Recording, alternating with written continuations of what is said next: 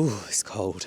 Around a year ago, I moved to the tiny city of Wells in the rural county of Somerset. Somerset is in fact one of the most rural counties in the UK. It's also one of the most underappreciated and charming in my opinion. At the moment, everyone seems to be flocking to the Cotswolds for that taste of rural living, including Beyonce and Jay-Z apparently. But there's so much to discover in Somerset, and that's what I've been learning through this channel. After living in busy cities like Bristol and Cardiff for most of my life, I knew that moving to a rural county in my early 30s was definitely going to be a change, but I didn't know how much of a change it was going to be. I had some preconceived ideas, but after a year on, what's it really been like, and what have I discovered? Before I moved, I had ideas of what living more rurally might feel like. Even in cities, I would gravitate towards the countryside for walking and exploring, because that's the place I felt most calm and at ease. I thought being closer to nature and being able to access these spaces on my doorstep would have a knock-on effect for how I feel more generally. So I was hoping I'd feel more present and less stressed and overwhelmed. I also knew that living further away from major places might actually make me feel cut off from everything, with fewer opportunities and less chances to meet like-minded people and socialise. That's why Wells was a good balance. It's rural without feeling too rural. There are a lot of content creators that will sell you a dream about rural living, but the reality for me is that actually hasn't been a huge change. I've always been somebody who likes being at home, even when I lived in busier places, so decorating my home and spending a lot of time around the house is actually just something that feels normal to me wherever I am. I've just been doing it in a different setting. I would say the main change has been the overall pace.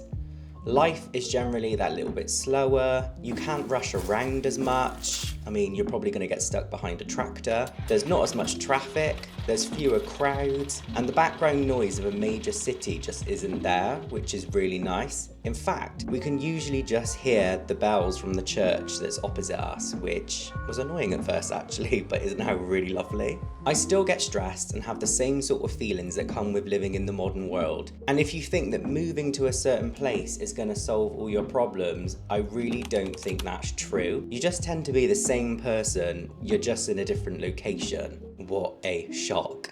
Have you ever thought a change of place would fix how you feel and then realise it's not quite that simple? I'm intrigued, let me know in the comments. One of the biggest shifts has been how close I feel to nature now. We even have squirrels and hedgehogs passing through our garden, and I can take a walk at lunchtime without planning it or driving anywhere. I've always been a big fan of walking, but now the walks are more scenic and with fewer people around. This might be a small thing to some people, but it actually works wonders for me, breaking up my day, clearing my head, and helping me feel more grounded on busy days. Let's talk a bit about community. Living somewhere smaller has changed how I experience community. It might actually be the first time I'm really noticing it or feeling it.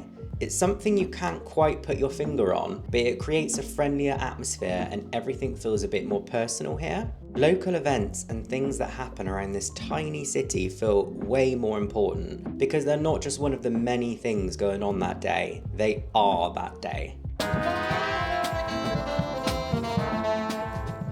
I also want to talk about this because I know it's something people think about when considering moving to a smaller or more rural place. As an LGBTQ+ couple, we've had no negative experiences living here. We've never hidden who we are, and everyone we've interacted with, including loads of local tradespeople, have been totally welcoming and really accepting. We've also managed to make queer friends locally, and Wells even has its own Pride event.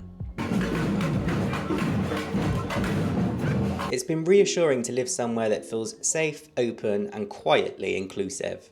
Another shift I didn't expect is how much more invested I've become in local travel and little adventures, which is something I've been doing a lot of because of this channel, and I'd love it if you subscribed. I don't feel the same pull to constantly book a flight or escape somewhere far away. I still love to travel, but I found myself exploring places closer to home and really appreciating what's on my doorstep. There's something really special about slowing down and realising how much beauty there is where you live and taking the time to really notice it, and in my case, share it with you all.